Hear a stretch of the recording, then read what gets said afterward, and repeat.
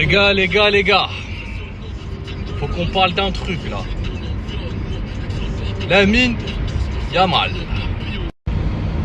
Le Barça aujourd'hui fait face à une terrible addiction, celle de Lamine Yamal. Et c'est une terrible addiction, hein.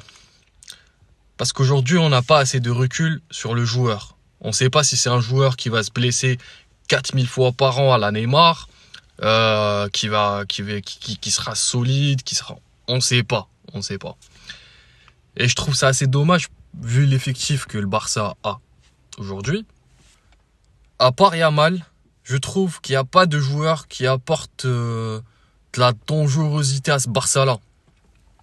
C'est vrai qu'on a un très bon milieu de terrain, des joueurs de classe mondiale, des révélations.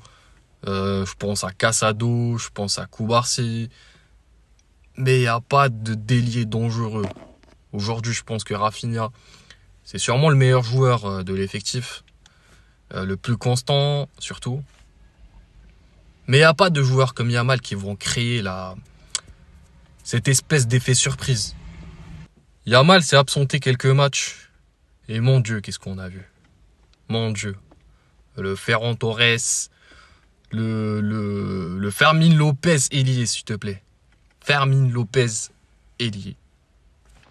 Je suis totalement contre l'idée de mettre Yamal au milieu du projet, c'est-à-dire que comme à l'époque de Messi, que tout l'effectif du Barça joue sur Yamal. Mais je trouve quand même qu'on ne peut pas s'en passer. Et je trouve aussi qu'on a un terrible manque d'attaquants.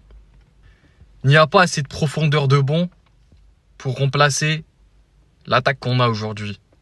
Après, c'est vrai, on a des éléments comme Pau Torres. Mais ça remplacera jamais Lewandowski. C'est quelqu'un qui essaye de travailler, qui est très humble, selon moi. Parce que c'est pas un joueur qui râle, tout simplement.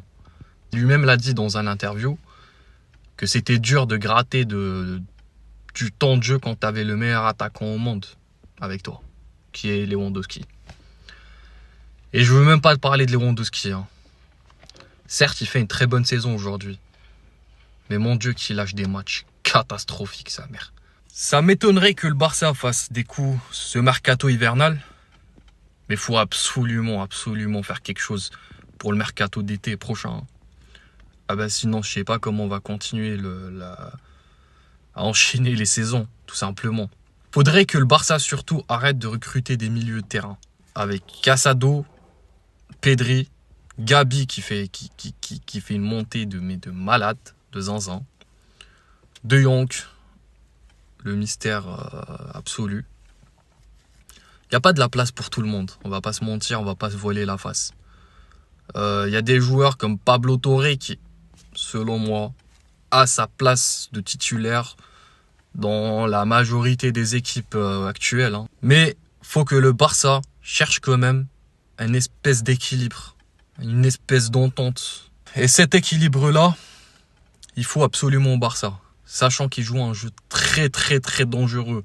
Aujourd'hui, on a quoi? On a le jeu d'hors-jeu. Et ce jeu-là du hors-jeu, c'est un jeu qui est à double tranchant. Hein. C'est une lame à double tranchant. Aujourd'hui, on a vu que ce jeu du hors-jeu était très efficace contre 95% des équipes qu'on a dû affronter. Mais tu peux très vite te prendre un but par derrière. Et tu l'attends pas. Alors, avec ça, avec cette problématique défensive qu'on a, parce que ça reste problématique, qu'on le veuille ou pas, on peut pas se permettre d'avoir un trio d'attaquants irremplaçable, on va dire, quelque part. Et on a vu récemment, avec le match du 5-1 avec Majorque, que Lamine Yamal change énormément de choses, qui fait une différence.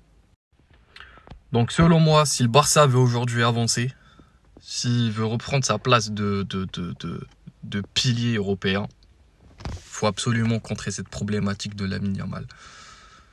Je suis très fan du joueur, j'apprécie énormément le joueur.